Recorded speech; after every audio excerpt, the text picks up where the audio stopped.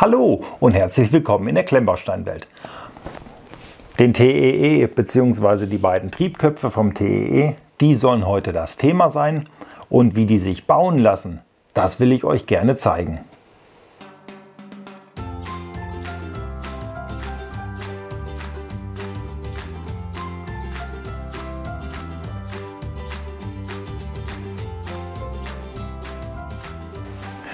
(1648) Teile kommen in dem größten Karton, den ich bislang von Bluebricks hatte. Dagegen ist also selbst der von der von der Tankstelle noch klein. Kosten 69,95 für die Kiste hier. Da ist das Wichtigste der Aufkleber, dass wir wissen, was drin ist. Und damit wir auch wissen, ob das wirklich da drin ist, packe ich das Ganze jetzt mal aus. Dann gucken wir da mal gemeinsam rein. Ich rechne mit vielen Tüten, ja.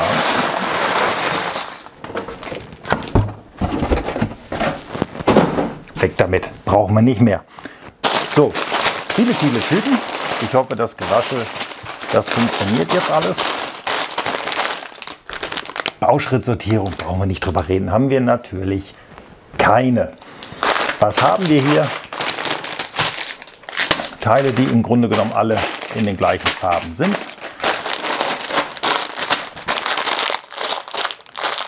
Hier ein paar Räder drin.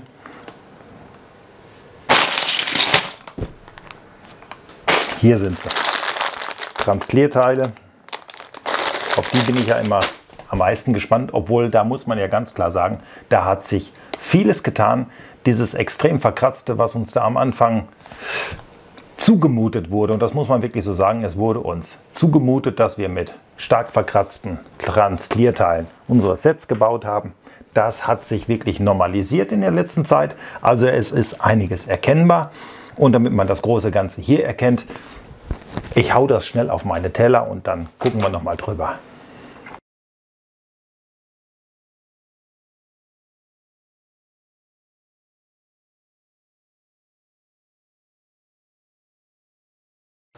So, da habe ich jetzt alles hier vor mir liegen.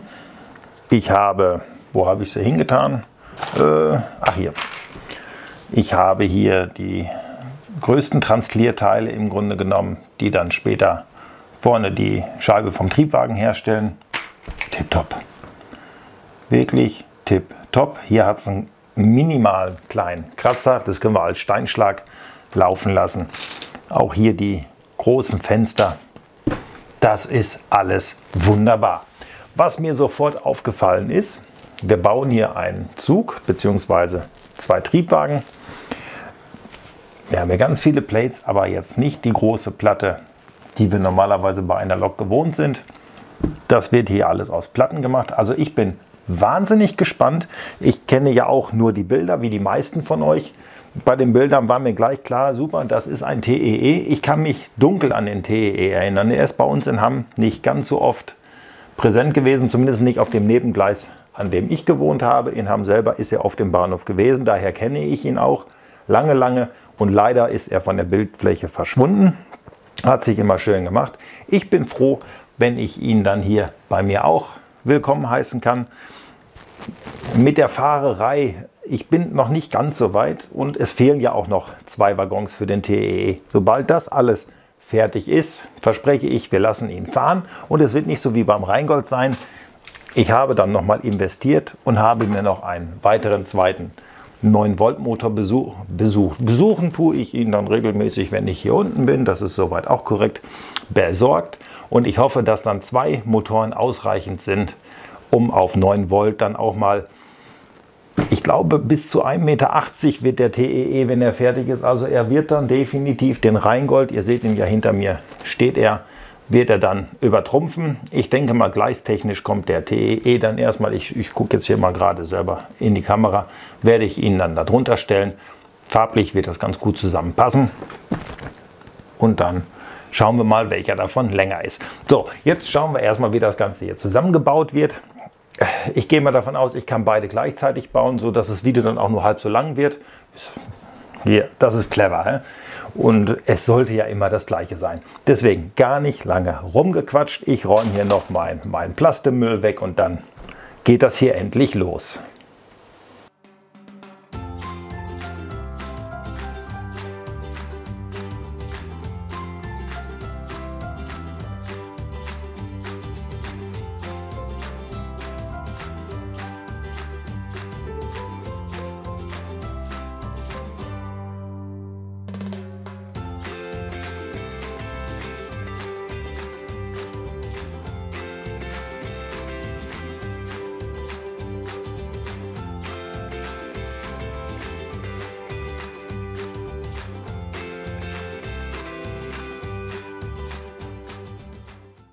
hier bin ich schon das erste Mal bei euch und möchte euch so ein bisschen kurz zeigen. Also das Grundmaß des Ganzen ist vorhanden. Wir haben auch die Fahrgestelle schon.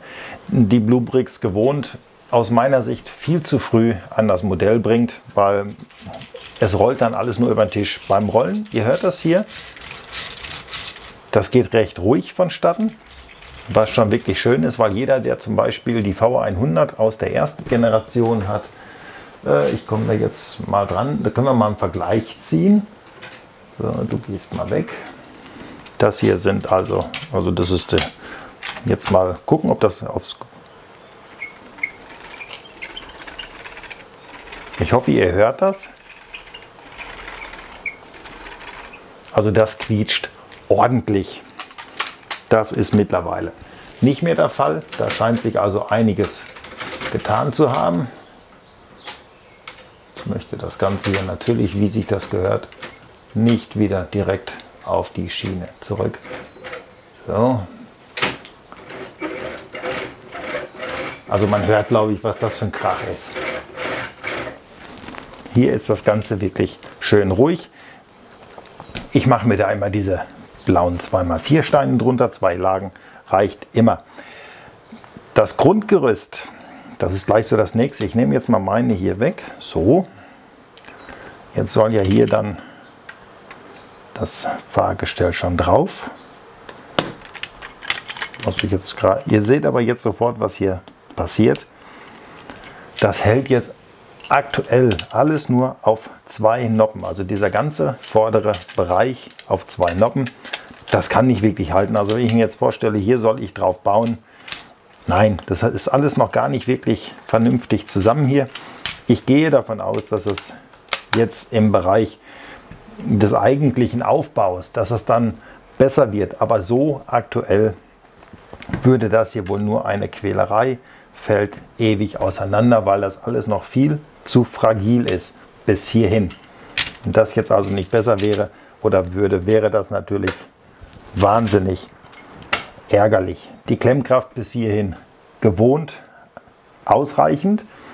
Es ist also, man muss hier teilweise wirklich sehr viel drücken und nochmal nacharbeiten, aber das Ganze hält bis halt auf das. Aber es kommt ja hier noch ein bisschen was drauf, da bin ich zuversichtlich, haben wir dann zum Schluss eine völlig ausreichende Stabilität. Mehr kann ich bis hier nicht erzählen. Klemmkraft habe ich gezeigt, dass ich die Fahrgestelle nicht sofort runterbaue. Das habe ich auch bei den anderen Loks immer wieder erzählt, auch bei den Anhängern. Es macht sich besser, wenn ihr euch da eine Konstruktion drunter packt. Dann könnt ihr das in Ruhe bauen, ohne dass euch das über den Schreibtisch fährt. So, ich will gar nicht großartig weiterreden. Es ist noch nicht viel passiert. Ich freue mich jetzt darauf, dass es hier in die Höhe geht, weil das ist ja wirklich das, was zum Schluss diesen Zug ausmacht. Auch wenn es bis hierhin wirklich schön ist, wie man das hier unten alles gelöst hat. Das ist bis jetzt alles stimmig und ich hoffe, dass es auch genau so bleiben wird.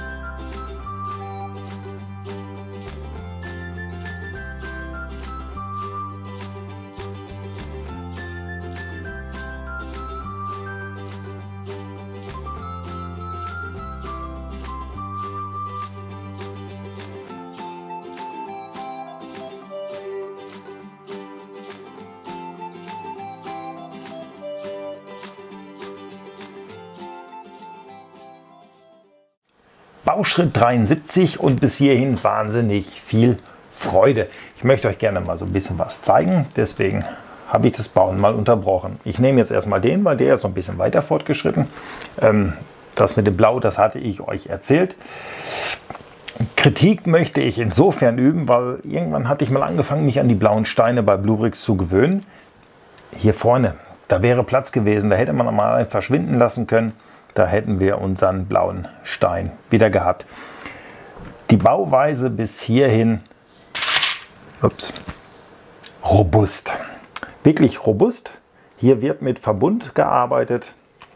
Hier wird mit Köpfchen gearbeitet. Sicher, hier sind wahnsinnig interessante Bautechniken drin. Na, die Schnauze fällt ab, aber hier ist ja auch noch nicht alles miteinander verbunden.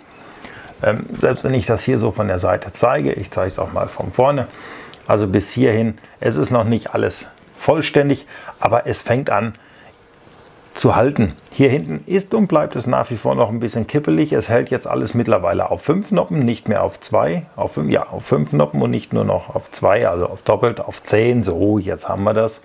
Auf 10 Noppen, nicht mehr auf 2, aber das ist trotz alledem noch ein klein bisschen instabil. Ich hoffe, da passiert noch ein bisschen was, weil hier ist ganz oft darauf geachtet worden, dass auch im Inneren, gerade wenn es hier um solche Teile geht, hier wurde noch Fliesen hintergepackt, dass das alles wirklich Stabilität erlangt. Da ist also wirklich mit Köpfchen gearbeitet worden. So, warum habe ich jetzt den genommen? Das wollte ich euch nämlich mal zeigen. Weil ich denke mal, in Bluebrix Anfängen hätte man sich, ich muss mal gucken, wie ich das jetzt halte, ich glaube, ihr könnt das so erkennen. Ich habe hier nur so ein kleines Vorschaubild, ihr seht das ja dann später auf eurem 530 Zoll Fernseher.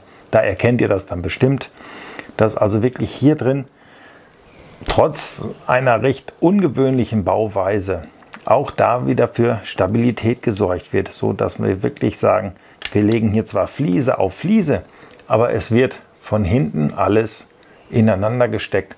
Und dann kann ich daran, ihr seht, das fällt nach vorne weg, also das hat Gewicht, aber das hält hier dran. Das ist also wirklich sehr, sehr schön zu sehen, dass hier nicht einfach nur, so wie ich das ganz oft schon kritisiert habe, nur auf Designwert gelegt wird. Mittlerweile achtet man auf Stabilität. Das gefällt mir wahnsinnig gut. Das macht das Bauen dreimal so, in dem Falle 4-mal so viel Spaß wie normal. Weil doppelt geht ja nicht, ich baue ja schon doppelt, dann muss es ja 4-mal so viel Spaß machen. Kleiner Scherz am Rande. Also wirklich bis hierhin, ich bin begeistert und ich möchte jetzt eigentlich auch gar nicht lange hier noch rumreden. Ich möchte fertig werden oder ich möchte ja das Ergebnis hier vor mir stehen sehen haben, weil es macht wirklich wahnsinnig viel Spaß und deswegen bin ich jetzt auch schon wieder weg und baue meinen Zug weiter.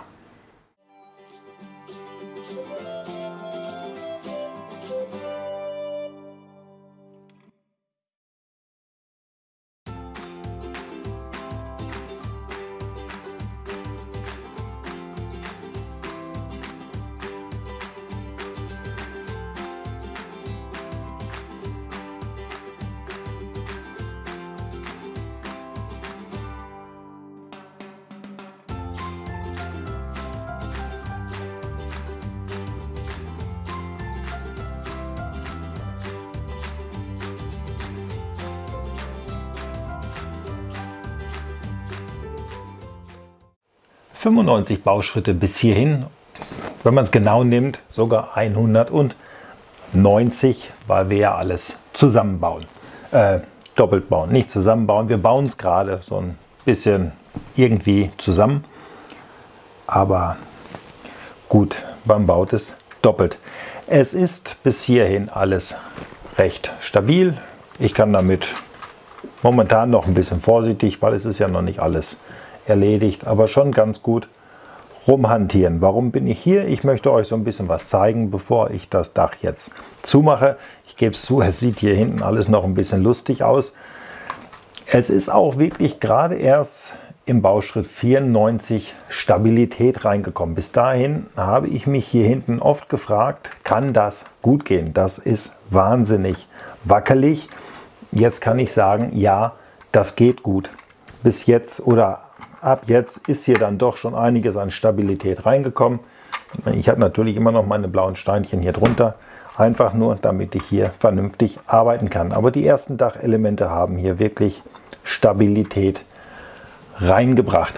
Und bevor das Dach jetzt zu ist, will ich euch das hier nochmal zeigen. Also noch kann man hier reingucken und das geschulte Auge hat es sofort gesehen. Ich habe da mal was vorbereitet. Hier ist eine Lücke in dem ganzen Zug und da passt. Da ist das, was ich euch gezeigt hatte. Es ist hier hinten alles noch ein wenig schwach auf der Brust, aber es hält. Mal schauen, wie lange. Die meisten werden sofort wissen, was hier drin ist. Für die Power-Up-Funktion, achso, ich zeige euch das nochmal, ist also wirklich gesorgt. Da ist die Motorisierung ist vorbereitet. Allerdings büßt er dadurch 1,5 Fenster ein. Da guckt man dann nämlich schön auf die Akkubox. Das ist auch praktisch. Ich sollte das dann vielleicht auch immer wieder zuschrauben, wenn ich die Batterien mal rausnehme. Dann habe ich weniger Last, sowas da rauszukriegen. Das ist schön, wenn man sowas dann auch mal hier hinbekommt. Also ihr seht, wenn ich meine Batterien rausnehme, ich schraube die nicht wieder zu.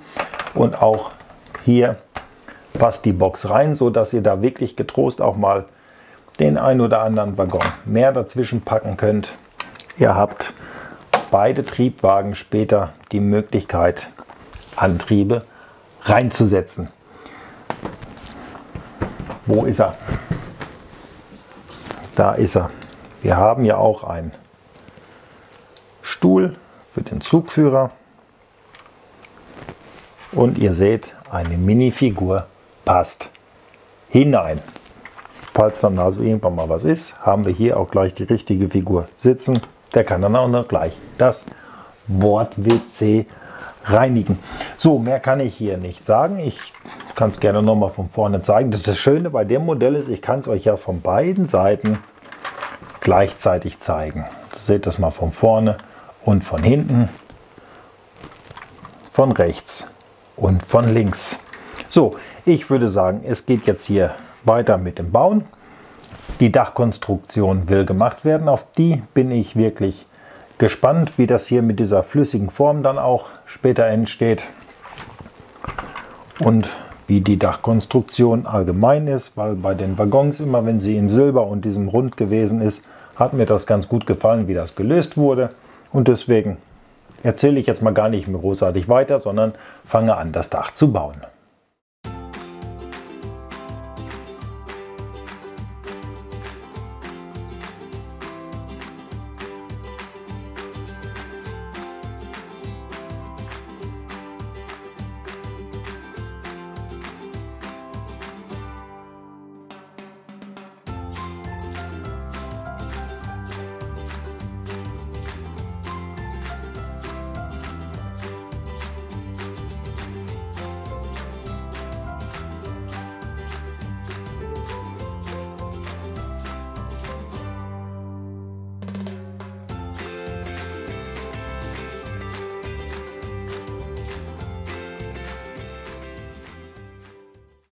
...127 Bauschritte und es ist fast geschafft.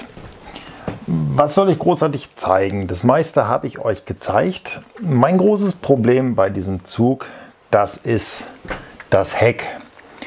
Hier habe ich dann auch nachgeholfen, weil das ist wirklich ewig bricht das auseinander. Ich zeige euch das mal eben schnell. Das Dach ist relativ einfach abzunehmen. Das ist der einzige Vorteil dabei gewesen, weil es wirklich sehr oft kaputt bricht. Ich habe es extra mal in hellgrau gemacht und habe da eine 2x4 Fliese drüber weggelegt. So wurde das Ganze hier etwas stabiler. Wenn man das nicht macht, das Heck hebt sich ewig aus. Hier drin lösen sich alle Platten. Das kann vielleicht daran liegen, dass ich die Fahrgestelle noch nicht habe.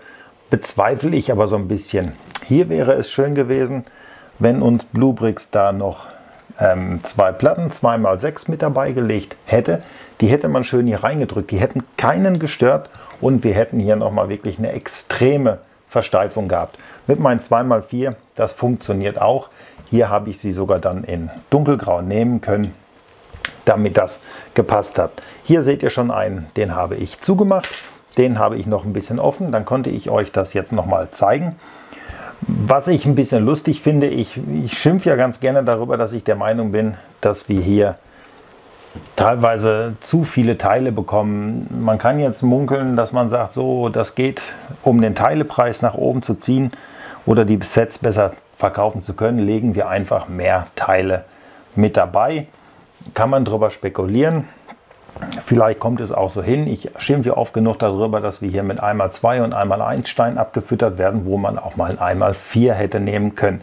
Hier ist es wirklich so, hier hätte man mehr mit dabei packen können. Wären wir alle glücklich gewesen und es hätte auch wirklich niemanden geschadet. Aber dafür, hey, man bekommt hier 2 Aufbewahrungsboxen bei diesem Zug mit dabei. Das finde ich doch genial. Das sind also dann jetzt hier auch mal locker wieder 20 Steine, die wir haben für 2 hübsche Aufbewahrungsboxen. Man kann hier so ein 1x4 kann man hier schön reinpacken. So, macht den Deckel wieder zu. Und der Clou ist, dieser Aufbewahrungskasten passt genau in den Zug. Spaßmodus wieder aus, bevor mir die Kommentarfunktion explodiert, weil ich zu blöde bin, nicht zu erkennen, dass das Dummies für die Power-Ups sind. Das ist mir völlig klar. Ich mache sie aber nicht rein. Sie haben 0 stabilen Wert. Also sie machen dieses Set jetzt nicht stabiler, will ich damit sagen. Deswegen kommen die bei mir nicht rein. Weiß ich auch nicht, ob man das machen musste. Ich glaube, es ist die BR 103 gewesen. Da ist die Power-Up-Funktion auch schon im Vorfeld berücksichtigt worden. Da hat man uns diese dummen Dummies auch nicht mit dabei gepackt. Ich kann leben, wenn keine drin sind. Und ich denke mal, die meisten von euch sehen das genauso. Was aber hier wirklich zu sagen ist, wenn man diese Power-Ups einbauen möchte, das geht wirklich wahnsinnig schnell, weil man braucht bloß dieses Teil. So ist es jetzt wieder drauf. Man muss es nur runternehmen und schon kann man die Box einbauen. Also das ist wirklich wahnsinnig schnell zu machen. Das war bei der BR 103 schon wesentlich schwieriger, das ganze Dach zu öffnen. Hier die beiden wieder ran. Das ist auch schön über Gelenke gemacht. Damit hält das Ganze ein bisschen besser. Hier vorne die Schnauze oder die Front. Die Schnauze hört sich jetzt ein bisschen beleidigend an. Ist natürlich mit einer Menge Spaltmaße versehen. Klar, man wollte hier diese schöne Rundung hinbekommen. Ist gut gelungen. Hier musste viel gemacht werden, damit sich das Ganze auch durchzieht. Das hier ist ein bisschen sehr instabil, aber ihr seht, es ist dran und es hält auch. So, ich mache mir jetzt mal meine Bauhilfen hier weg, weil es fehlt ja noch ein bisschen was an der Lok. So kann sie definitiv nicht fahren. So, wir haben hier logischerweise ein Fahrgestell mit Magneten. Jetzt bin ich nur gespannt. Das ist sehr, sehr... Naja, es dreht sich, aber seht ihr das? Also könnt ihr das irgendwo sehen? Es ist wirklich nur locker hier drin. Okay, der Druck der Lok wird das Ganze dann ordentlich verstärken, so dass es nicht rausfallen kann. So wäre der erste Teil, der Vorderteil, der Hinterteil, wie auch immer ihr das möchtet. Das spielt ja hier jetzt keine sonderlich große Rolle. Immer dran denken beim Einbauen, vorne braucht es keine Magneten. Vorne kommt kein Waggon mehr ran. Die Waggons sind zwischen den beiden Triebköpfen. Aber ich denke mal, das wissen wirklich die meisten von euch. So, wenn ich das jetzt schiebe, ich weiß gar nicht, bleibt das überhaupt in der Kamera. Ich mache das jetzt mal so. Mal eben grob ausrichten. Und schon haben wir hier die beiden Triebköpfe stehen. Von der Optik her wirklich sehr gelungen. Mir gefällt es wirklich sehr, sehr gut. Wir haben keine Schriftaufkleber hier mit dabei. Das ist wirklich so. Das hätte den Ganzen vielleicht noch mal gut getan. Bedruckte Steine dazu wären natürlich noch viel, viel schöner gewesen. So, Waggons. Einen habe ich schon, auf einen müssen wir noch warten. Trotzdem kann man hier schon mal gucken, wie groß das Ganze ist. Ist ja dann teilweise auch mal interessant zu sehen. Ich rechne jetzt nur mal ein. Das sind dann also von hinten bis vorne 43,5 cm pro Triebkopf. Das ist wirklich Wahnsinn. Hier jetzt noch 2 Anhänger mit dabei mit nochmal 90 cm. Und das hier, das ist fast 1,80 Meter Zug, der hier entsteht. Also das ist wirklich ordentlich. Das wird im Vergleich zum Rheingold dann doch eine ordentliche Brumme. Ob das Ganze dann später fährt, das probieren wir aus, sobald ich die letzten Anhänger dafür habe. Das wird natürlich noch ein bisschen dauern, liegt alleine schon daran, dass es einen ja noch gar nicht dafür gibt. Mir hat das Ganze wahnsinnig viel Spaß gebracht. Ich stelle es mal so hier hin. So sieht das ganz hübsch aus. So, also mir hat das Ganze Spaß gemacht zu bauen. Es ging auch wirklich locker flockig von der Hand weg. Ich musste mich teilweise wirklich bremsen, damit ich euch dann auch mal ein bisschen was zeigen kann.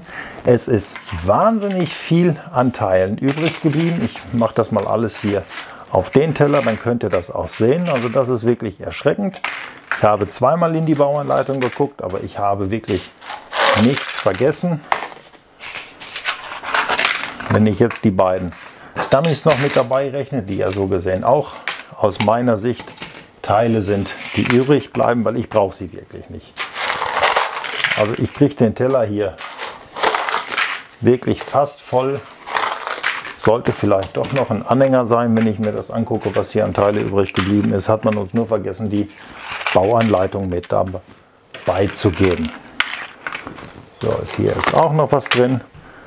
So, also das ist wirklich ordentlich, was hier an Teile mit dabei ist. Es hat kein Teil gefehlt. Das ist sehr, sehr schön. Die Teile, die da sind, haben eine Klemmkraft, die ist völlig ausreichend für dieses Set. Ihr seht das ja hier, ich habe es euch dann auch gezeigt. Also es ist im hinteren Bereich, ist das Ganze fragil. Wenn ihr eine dunkelgraue Platte habt, was habe ich gesagt, 4×6, knallt euch das Ding da rein und dann habt ihr auch mit dem Heck keine Probleme während der Bauzeit. Also ich habe das ganz oft verflucht, ich habe es ganz oft wieder neu zusammengesteckt.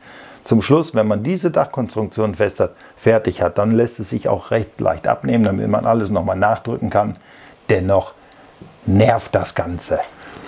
So, was haltet ihr denn davon? Wie gefällt euch dieser Zug? Also ich muss sagen, er ist bis hierhin sehr gelungen. Ich freue mich auf die Waggons, auf jeden einzelnen, der noch dazwischen kommt.